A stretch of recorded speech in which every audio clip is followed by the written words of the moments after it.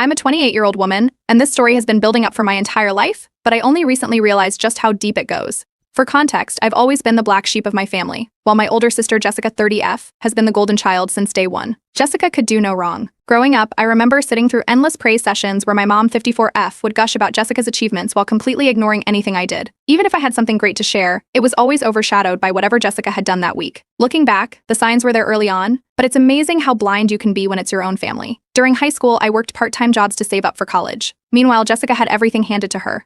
My mom even set up a separate savings account for Jessica's future, but when I asked about doing the same for me, she would brush it off and tell me I should learn to be more independent. At the time, I just thought she was being strict or trying to teach me responsibility. I had no idea what was actually going on behind the scenes. After high school, I struggled a lot financially. I had to take out student loans for college because, unlike Jessica, I didn't have any help from my parents. My mom claimed they couldn't afford it after paying for Jessica's grad school and helping her with a down payment on her first house. I remember the pit in my stomach when I found out about the down payment. It was like a punch to the gut. My sister got everything handed to her on a silver platter, while I was barely scraping by, working part-time jobs to cover rent and tuition. It wasn't until I got a well-paying job a couple of years ago that things started to turn around for me. I'd worked my ass off, saving aggressively because I was determined to buy my own place and get out of the cycle of living paycheck to paycheck. That's when I noticed a shift in my mom's behavior. She suddenly became very interested in my life. She started asking a lot of questions about my job, how much I was making, and what my savings looked like. At first, I thought she was just being supportive for once, but in hindsight, it was clear she had an agenda. A few months after I got the job, my mom suggested that I move back home temporarily to save money. I was hesitant because I hadn't lived at home in years, and I valued my independence. But she insisted, saying it was out of love, and she wanted to help me get ahead. She made it sound like it would be the smart financial move. I reluctantly agreed, thinking it would only be for a short while, and it might actually help me save faster. As soon as I moved back in, things got weird. My mom started making passive-aggressive comments about my spending. If I bought takeout or treated myself to something small, she'd make remarks like, "You should be saving that money for your future," or, "I hope you're not wasting all your hard-earned money." It was annoying, but I tried to ignore it, figuring she was just being overly cautious. Then Jessica started showing up at the house more often. It was strange because she usually kept her distance, but now it felt like she was always around. She'd drop by unannounced and make herself at home, almost like she was there to keep tabs on me. She started dropping hints that our mom was worried I was acting too independent and that I needed to be more careful with my finances. One day, my mom dropped a bombshell on me. She pulled me aside and told me Jessica was having financial trouble. Apparently, her lavish lifestyle had caught up with her, and she needed help covering her debts. My mom didn't even ask. She just expected me to co-sign a loan for Jessica. The audacity of it floored me. Here I was, saving every penny to finally get ahead, and they wanted me to risk my financial future for my sister's mistakes. When I refused, all hell broke loose. My mom accused me of being selfish and ungrateful, yelling about how family is supposed to help each other. Jessica, of course, started crying, playing the victim card, and stormed out, claiming I didn't care about family at all. The argument was intense, and I left the house that night feeling more isolated than ever. Something about the whole situation didn't sit right with me. It wasn't just the loan request, it was how quickly they both turned on me, almost like they had planned this all along. I started digging into my finances, just to be safe. That's when I found something that made my blood run cold. A small loan taken out in my name years ago, one I had no memory of ever applying for. I confronted my mom about it the next day, but instead of explaining, she went straight into gaslighting mode. She told me I must have forgotten about it and that I was being dramatic. I knew in that moment that this was bigger than just a loan. My friends were furious when I told them what happened. They urged me to get legal advice, insisting that I needed to protect myself. Reluctantly, I scheduled a consultation with a lawyer. He took one look at the loan documents and confirmed what I had feared. It was fraud. He suggested I run a full credit check immediately, just to see if there were any other surprises. When I did, my heart sank. There were multiple accounts and loans that I had never opened, stretching back nearly a decade. That's when it hit me. My mom had been using my identity for years, sabotaging my progress every time I started to get ahead. This wasn't about family or love, it was about control. I realized then that I needed to confront her one last time before I decided what to do next. And I knew it wasn't going to be pretty.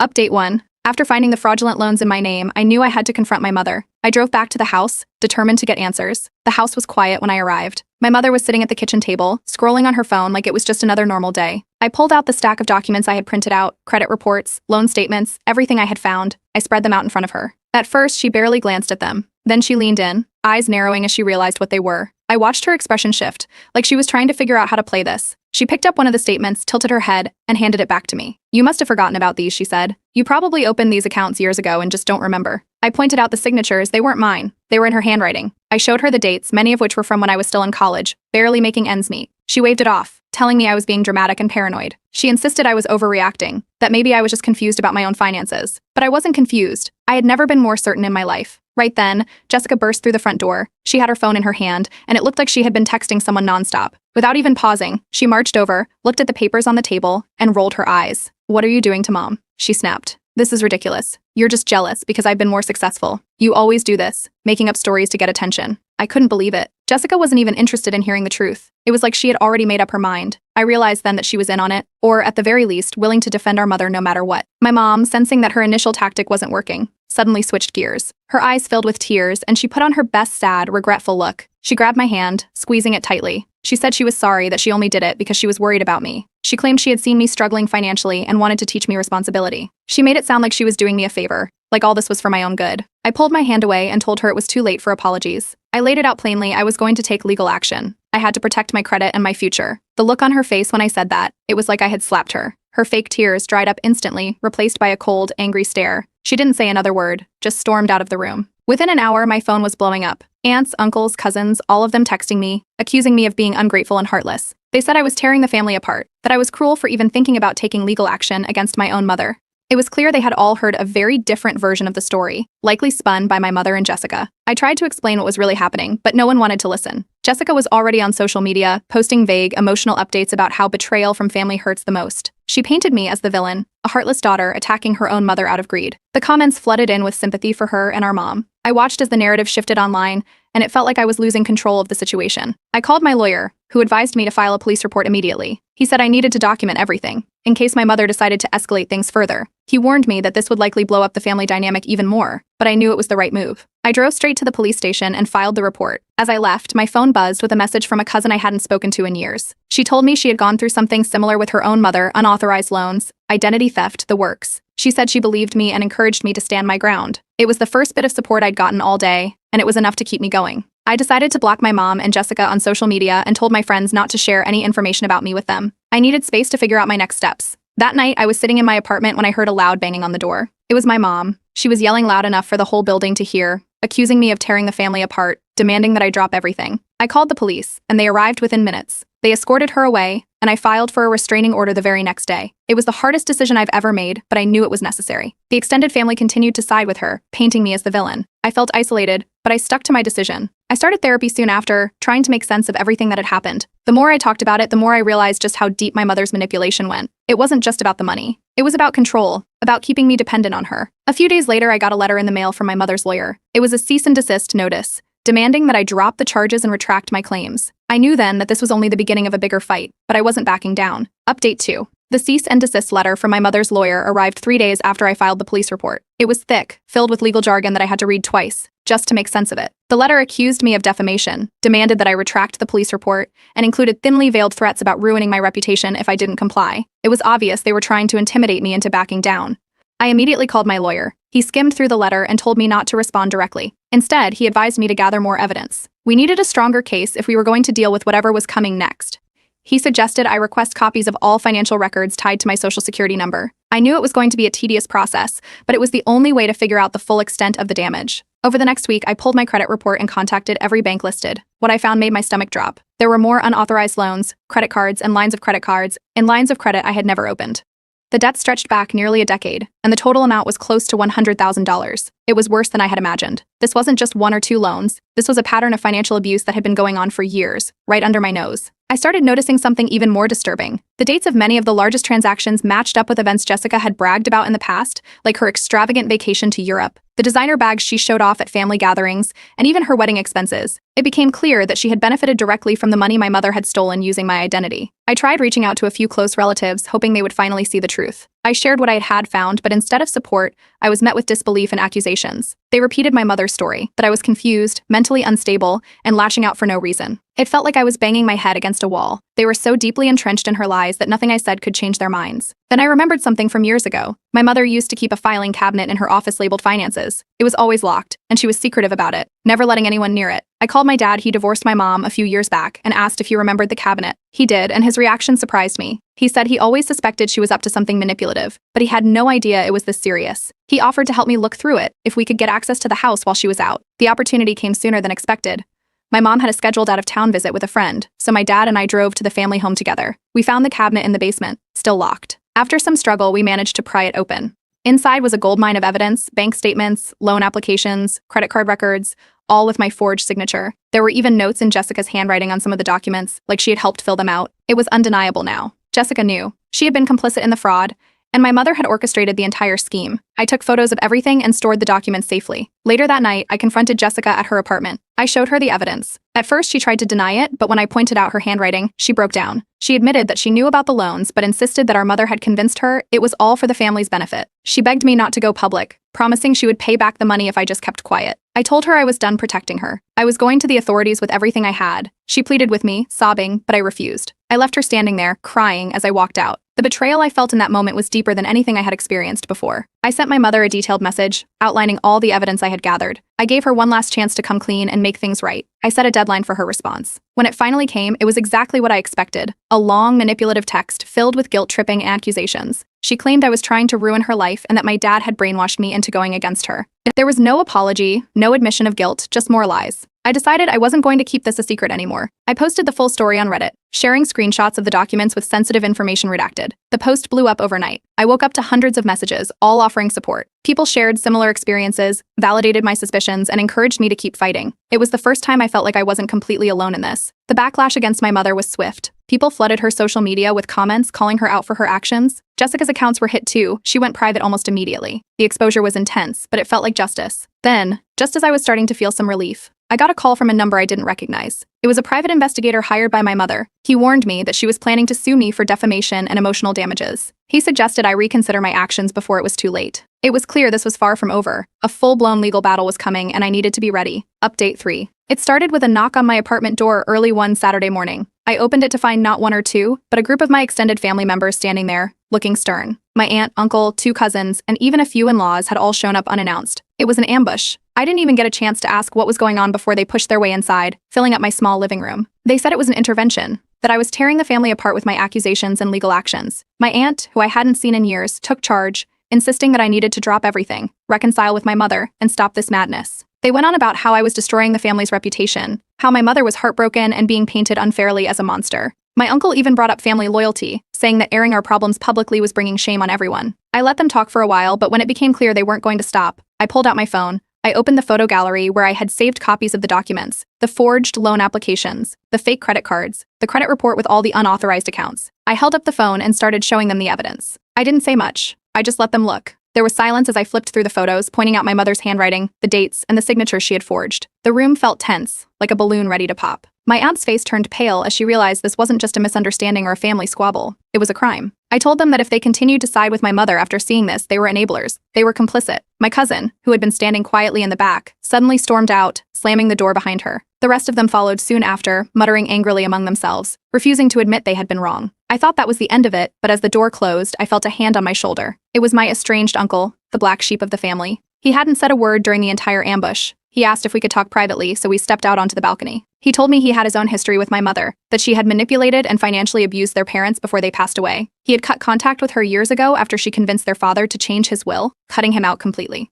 He offered to testify in court to back up my claims about her manipulative behavior. I couldn't believe it. I had expected to face this alone, but here was someone who had experienced her deceit firsthand. With his support, I felt a surge of determination. I called my lawyer immediately after he left and told him we were ready to move forward. He filed the lawsuit that week, including charges of identity theft, fraud, and financial abuse. A few days later, Jessica showed up at my apartment. She looked a mess, her makeup was smeared, and it was obvious she had been crying. She begged me to let her in, and I did, reluctantly. She paced around the room, rambling about how everything had gotten out of control. She admitted that she had been manipulated by our mother, that she had gone along with the scheme, because she felt like she didn't have a choice. She was terrified of the legal repercussions and offered to testify against our mother if it meant saving herself. As if on cue, my phone buzzed with a text message from my mother. It was a long, ranting message filled with threats. She said she was going to disown me, cut me out of the family inheritance entirely if I didn't drop the case. She accused me of betraying her, of being brainwashed by my father. It was a desperate attempt to guilt-trip me, but it only strengthened my resolve. My story started getting picked up online, making its way to major forums and even a couple of news sites. The overwhelming public support was incredible. People were sharing their own experiences with toxic family members,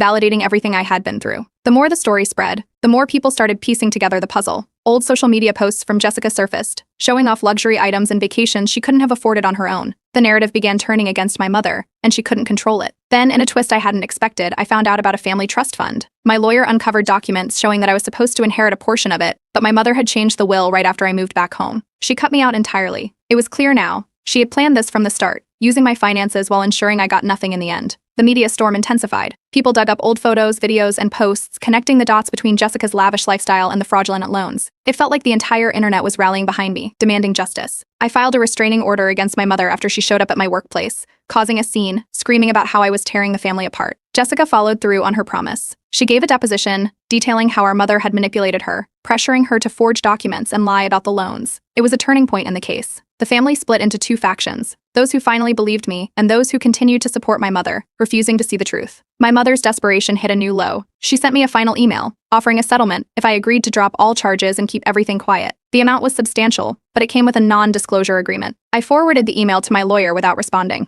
The court date was set. This was it. I knew that this case could either ruin me financially or finally free me from the grip of my mother's control. Update 4. The day of the court hearing arrived faster than I expected. I walked into the courthouse with a folder packed full of evidence, everything I'd gathered over the past few months. The forged loan documents, Jessica's deposition, photos from the filing cabinet, it was all there. I knew it was going to be a long day, but I felt ready. Inside the courtroom, I noticed my mother sitting at the defendant's table. She looked calm, almost smug, as if she believed she still had the upper hand. Her lawyer, a polished man in an expensive suit, kicked off the opening statements by painting her as a loving, misunderstood mother. He claimed she only made financial decisions to protect me, her irresponsible daughter who couldn't manage money. He tried to frame the entire case as a family dispute blown out of proportion by a bitter, unstable daughter seeking revenge. When it was my turn, I took the stand. I didn't hold back. I started from the beginning, explaining how I had trusted my mother, only to find out she had been using my identity for years. I described the moment I discovered the first fraudulent loan, how it felt like the floor had been ripped out from under me. Then I showed the documents, the loan applications with her handwriting, the fake credit cards, and the credit report listing all the unauthorized accounts. The reaction in the courtroom was immediate. I heard gasps from people sitting behind me. Even the judge looked surprised as I laid out the evidence. I could feel the tension in the air, but I kept going, determined to get the full story out there. Then it was Jessica's turn. She looked nervous as she took the stand, avoiding eye contact with our mother. Her voice was shaky, but she confirmed everything I had said. She admitted that she had known about the fraudulent loans and had gone along with it because our mother pressured her. She broke down crying, saying she felt trapped and manipulated, that she thought she had no other choice. The courtroom was silent as she finished. My mother's lawyer jumped up, ready to discredit her. He suggested that Jessica was only testifying to save herself from legal trouble, that she was trying to shift the blame to avoid consequences. Jessica didn't deny it. She admitted she had made mistakes, but she insisted she was telling the truth now to make amends. The sincerity in her voice was hard to ignore. Then my lawyer played our trump card, the recorded phone call. It was a conversation I had with my mother shortly after I confronted her about the loans. In the recording, my mother's voice was clear and confident.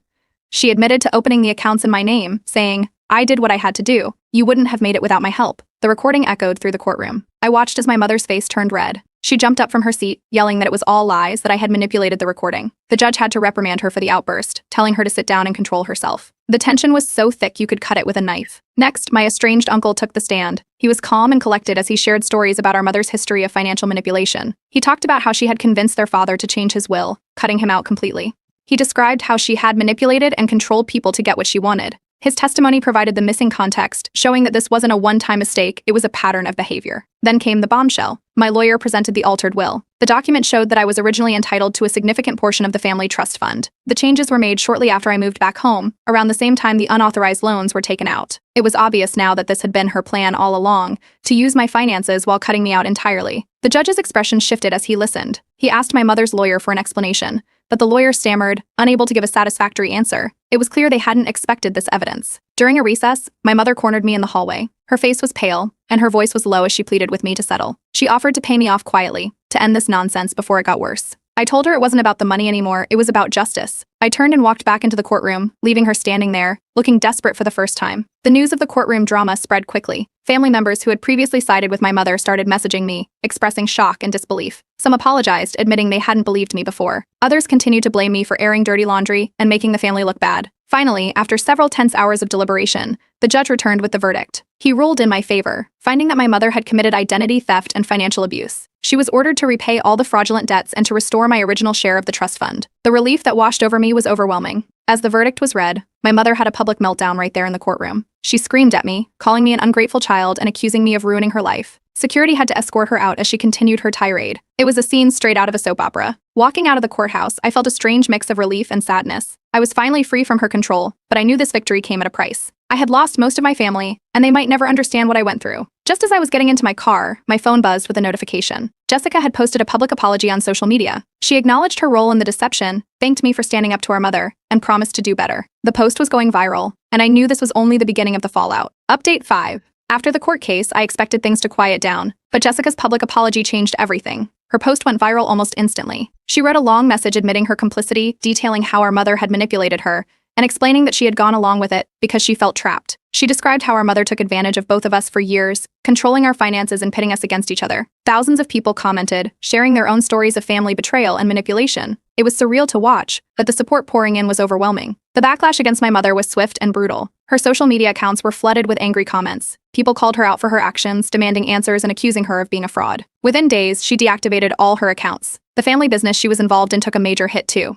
Clients started pulling out, unwilling to be associated with the negative publicity. I heard through the grapevine that her business partner was considering legal action as well, accusing her of mismanagement. The family was split. Some members continued to side with my mother, insisting that she had only been trying to help. They clung to the narrative that she was a caring mother who made a few bad choices. But others reached out to me privately, apologizing for not believing me sooner. It was a strange feeling, to be vindicated but also to realize just how fractured the family had become. I knew things would never go back to the way they were before. Jessica reached out and asked to meet in person. I agreed, but I was cautious. We met at a quiet cafe, and she looked different, tired but also relieved, like a weight had been lifted. She apologized, this time in person, and it felt more genuine than her online post. She said she had started therapy, trying to unravel the years of manipulation and control she had been under. She admitted she didn't expect me to forgive her right away but wanted a chance to repair our relationship. I listened, and while I didn't make any promises, I told her I appreciated her honesty. It was a start, but trust was something that would take time. I continued my own therapy, diving deeper into the patterns of emotional abuse I had endured growing up. The more I unpacked, the more I realized just how much control my mother had exerted over my life. Therapy helped me understand that it wasn't my fault for not seeing it sooner. It was a slow process, but I started to forgive myself. A few weeks later, I received another letter from my mother's lawyer. This time, it was a settlement offer. It included a large sum of money, but it came with strings attached, a non-disclosure agreement (NDA). The NDA would prevent me from ever speaking publicly about the case or the family issues again.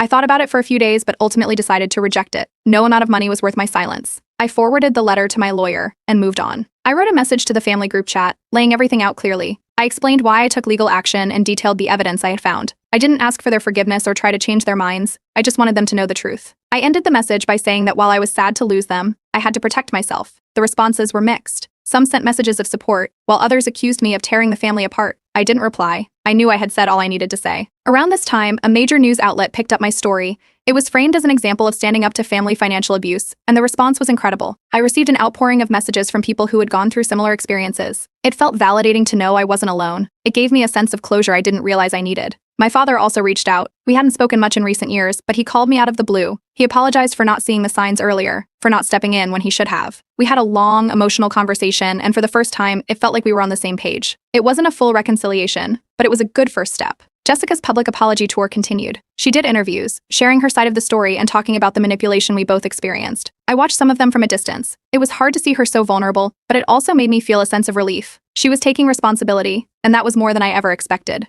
Jessica and I decided it was time for a fresh start. We found a small, cozy apartment in a new city, far away from the drama. Moving day was bittersweet, but as we unpacked the last of our things, I felt a sense of peace I hadn't felt in years. Then, just as we were finishing up, I received a package in the mail from my estranged aunt. Inside was a letter and a small, tarnished locket, a family heirloom that my grandparents had intended for me. The letter explained that my mother had hidden it away, but my aunt felt I deserved to have it. I held the locket in my hand, feeling a wave of unexpected gratitude. I made one final post on Reddit, updating everyone who had followed my story. I thanked them for their support, shared my plans for the future, and told them about the move. The response was overwhelming, with people cheering me on, saying how proud they were that I stood up for myself. It was the perfect ending to this chapter of my life. As I sat in our new living room, sunlight streaming through the windows, I looked around at our new home. I could hear Jessica laughing in the kitchen, and for the first time in years, I felt free. I knew I was ready for this new chapter. I ended my Reddit post with a simple message: sometimes the family you build is better than the one you're born into.